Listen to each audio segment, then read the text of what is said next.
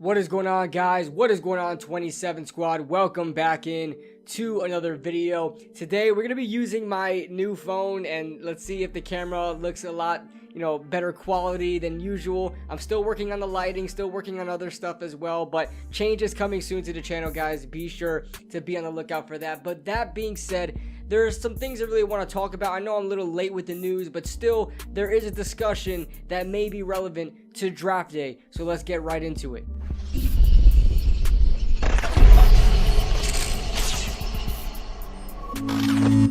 Before we start this video, guys, make sure you guys hit that like button and subscribe for more NFL content just like this.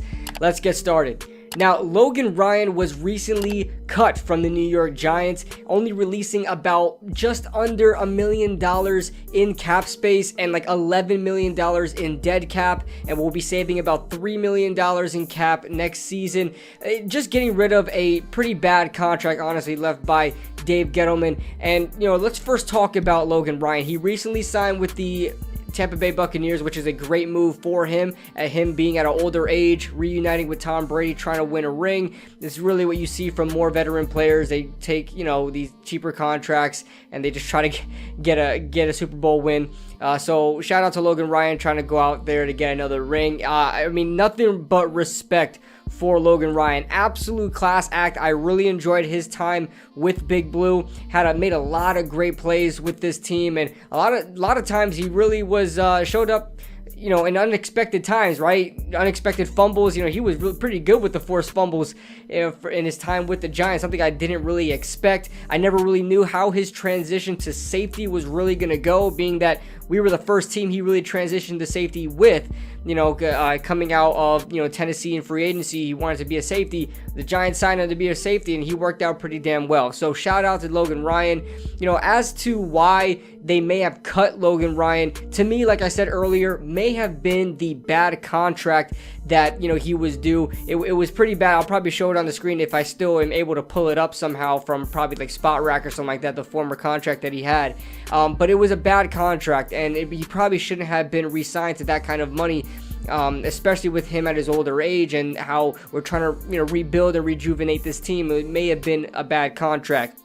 On top of that, I've been reading a lot of articles, and it just doesn't seem like Joe Schoen and Brian Daboll want to keep him on board. It sounds pretty, I guess, messed up, right? It sounds pretty like, I wouldn't say like sinister, but it's just messed up, man. It's just messed up in a lot of ways, right? Joe Schoen and Brian Daboll trying to build their own winning culture, trying to establish their own sort of, branches of leadership, right? And Logan Ryan being one of the biggest leaders on the team. Forget about the defense, just the biggest leaders on the team. Very outspoken in press conferences, very outspoken in the locker room, has a lot of respect, and was one of our best recruiters last season, bringing in Adoree Jackson and other players, and welcoming players and such like that. He was very outspoken in that kind of way.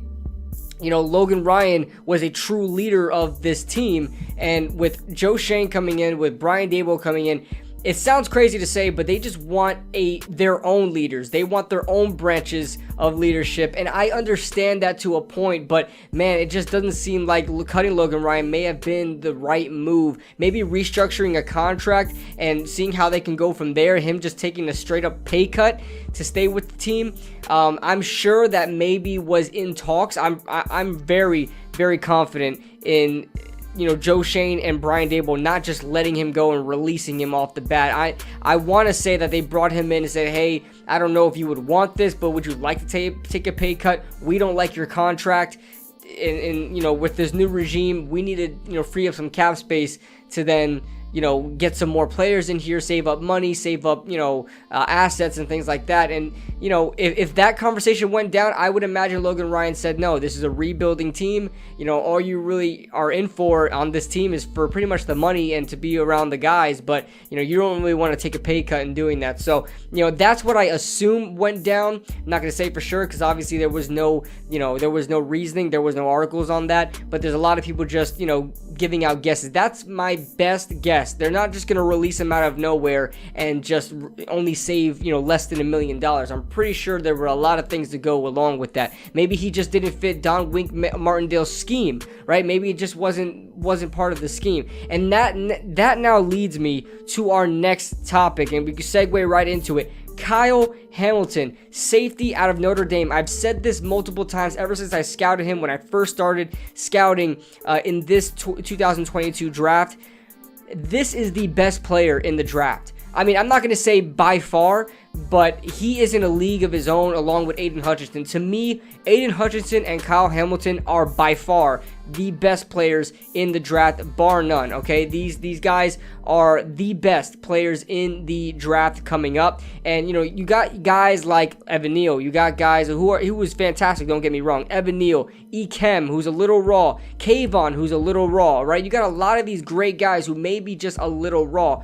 Derek Stingley coming out was a fantastic corner, but now there's injury concerns. Now, there's lack of sample size. He only played like 10 games in a couple years. But, Kyle Hamilton and Aiden Hutchinson are surefire the best players in this upcoming NFL draft. And with the Giants releasing Logan Ryan, it then frees up a pretty big hole on the defense that we did not have before. I know Logan Ryan was not spectacular, right? According to PFF, according to other people, he was not spectacular in his role, but he did get the job done. Like I said, he created a lot of plays with us on that defense. A lot of forced fumbles. He dropped some interceptions, unfortunately. He made a lot of great tackles. He was a good part of that defense, and he didn't really need addressing immediately. We have Xavier McKinney on the roster. We have Julian Love on the roster. Those are slated our first string safeties right now. Julian Love probably at the strong and Xavier McKinney at the free. So we'll see what happens with that. J.R. Reed also is backing up, and I'm blanking on the other guy that's backing up at safety right now. Steven Parker, who I'm not very familiar with, and then J.R. Reed coming from the Rams. Obviously the Giants now have a hole at that safety spot. We don't know what's happening with Jabril Peppers. I would like for Jabril Peppers to come back. I know a lot of people wouldn't like that. I would like Jabril Peppers to come back, but I know there's going to be a team out there to sign him for some better money. So with that being said, now the question is, are the Giants targeting Kyle Hamilton in the 2022 NFL draft? Now, this to me, I would not mind, but I wouldn't like at the same time. I'm very torn with the Kyle Hamilton. You guys know that I've obviously said he's the best player in this draft, so why would I want to draft him? Because we have so much other position needs, right? We have edge rusher. Kayvon Thibodeau is dropping on board. He's probably going to be available to us. There are situations where not even an offensive lineman is taken. There are some draft situations where no offensive lineman is taken until the Giants, right? Where Evan Neal, Ekem are available, Charles Cross, right? There are some situations where Ekem is taken first and Evan Neal, who's more pro-ready, falls down. There are so many different situations. There's situations where James Bradbury, being traded or released inevitably, in my opinion. There are situations where the Giants draft a cornerback like Ahmad Sauce Gardner, right, with that 7th overall pick. There are a lot of situations for the Giants to go, and then releasing Logan Ryan now adds another scenario to the multitude of scenarios the Giants have in this upcoming draft with those 2 first-round picks. Of course, they could always trade down as well, but I don't think if you're looking for Kyle Hamilton, you probably don't want to trade down. Now, with Kyle Hamilton, 6'4", 220, extremely rangy, lanky safety that can play absolutely anywhere. He can play in the free, he can play in the strong, he can play in the slot, he can play in the box, he can do anything. This guy is one of the best safeties you'll ever watch on film, and honestly, one of the most pro-ready guys in this draft. In my opinion, the best player in this draft. And when I'm saying best player, I'm not talking potential, I'm talking day one plus the ceiling. He is there, okay? This guy has the potential to be like all pro or like at least a Pro Bowler in his rookie season. So I know a lot of people say that's crazy. We look at Micah Parsons last year, was an all-pro last year. So I don't think that's too far-fetched to say. But Kyle Hamilton coming to the Giants just makes a lot of sense. Now, I'm not saying I would want it to happen. I'm not saying it's going to happen. But I'm telling you, just in any given situation, any given scenario, if the Giants were to draft the safety, Kyle Hamilton will probably be a great fit. You know, the safety position is very, very popular within the Ravens defense, okay? You can even go back to Ed Reed, okay? You go back to Ed Reed and you go back, you know, as far as you can go, as close as you can go to all the way to Earl Thomas, right? The point I'm getting at is that for Don Wink Martindale's defensive scheme coming from Baltimore, you can imagine that he kind of wants to structure his defense a lot similar to what he had in Baltimore. And to me, getting a guy like Kyle Hamilton who can pretty much fit anywhere and can blitz the quarterback, can play the tight end, an absolute mismatch nightmare for tight ends. I mean, he's very, very good at guarding tight ends. Usually, you know, when you get an athletic tight end to guard, you know, to play in the slot, you know, whether that be like a George Kittle who plays in the slot or like an Evan Ingram, right? Everybody talks Evan Ingram's a mismatch nightmare. Kyle Hamilton's the guy to match up with those guys, and he can play absolutely anywhere. Now, there are faults to Kyle Hamilton's game. You know, I'm not really going to get into that now, but Kyle Hamilton is the best player in this draft, and to fit in defense, I think he would be an absolute upgrade at any defense he plays in. I think Wink Martindale would have a lot of fun using him and scheming him up to play in this defense. Now, it looks like we're going to be staying in a 3-4. Obviously, Wink runs a 3-4, more of aggressive 3-4. He loves his defensive backs, trust me, and he loves his front seven. He loves it everywhere, okay? Baltimore